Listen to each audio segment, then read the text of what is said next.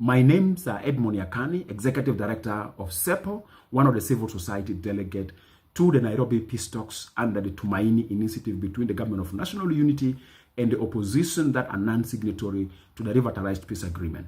We are aware that Tumaini initiative have scored progress where 8 protocols were signed intended to create implementable tasks for political transition in South Sudan from violence to peace, which we appreciate. But we are aware that there's a challenge now facing the Tumaini initiative through the withdrawal of one of the party to Artigono, which is SPLM-IO, and SPLM-IO have raised concern that they seek clarity, explanation, and interpretation, and they have the right as a political establishment to take that position because we're in a political process, in a negotiation where accuracy and transparency is needed for proper ownership of the outcome of the Tumaini, and so that we can implement it jointly as South Sudanese political establishment and other actors for successful political transition in the country. We appreciate that. But we'd like to take this opportunity to bring to the attention of the political leaders, be it in the government or the opposition, that the common citizens' children, some of them are unable to get 3 meals per day. Some of the families are breaking down. While your families are having good meals outside the country, while your families, some of them are studying in best schools around the country, while some of your families are flying around with the resources raised from our revenue, while the common citizen are unable to travel from one town to another because of insecurity. And we have seen a growth of frustration and a potential threat to the national political stability and economical stability in the few days among yourselves. We have seen through some of your statements that you are issuing, some of your argument that you are expressing. All of them contain a language that is posting a potential political threat to the country's stability. And we have seen already incidences that we may call them isolated armed confrontation in Juba town. Yes, we may call them isolated incidents, but these are indicators of frustration among the citizens and among the uniform members because of the deteriorating political and economical situation. We have seen social services center like schools closing. Yes, maybe in small number, but it may turn out as one day a big number. We have seen emerging of civil servant strikes in some parts of the country. Yes, you may see them few, but one day may be more.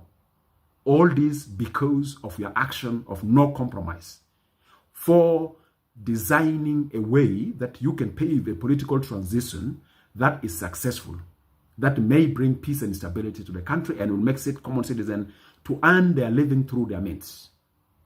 And we are aware that some of you actually like the deteriorating political and economical situation because you survived through it. Otherwise, if there's a transparency, accountability, if there's a check and balance, and if citizens have the power to question you, you may not survive. Confusion is a blessing for you. Why is your action a curse on the life of the common citizen? You claim to be governing them with your political establishment or with your political grouping. Why are you sometimes pronouncing the words of democracy, good governance, transparency, non-violence, if you yourself political attitude that you have are curse to the nation and making the common citizens suffering? Families breaking down, your family is not breaking down. They don't earn 3 meals per day, you are earning 3 meals per day. Your family are well protected, commons are not well protected. What type of political leadership are you showing us? Are you really politically responsible enough to show the nation that you opt to become a political leader because you want to see your political actions to be a blessing to the nation? Right now, we see all your actions in your various political establishment and your arguments. It's a curse to the nation. I would like to take this opportunity, with due respect and honor, to urge our religious leaders, primate of the Anglican Church, cardinal of the Catholic Church, imam of our Muslims community, and other religious leaders for Presbyterian and other churches, that moments has come for you to use the power of the holy books to engage our political elites, especially the principals, to take a responsibility of making compromises for the best interests of the citizens, not for their personal or group interests. Because we have seen learned political leaders messing up with the situation in the country. While some families' children are already in the streets, they don't know where their parents are because they want to earn their living. And some of them ending committing crimes because they want to earn living while they don't have any intention to engage in criminal activities. But the action of our political elites in their various establishments have made those children to face that situation. We have seen elderly people dying because lack of care, lack of meal, lack of medical services. Why all this on the common citizen by our political elites who claim they want to govern the same citizens that are suffering, are dying in face of them? And some of them have a smiling face for this political instability and economical instability in the country.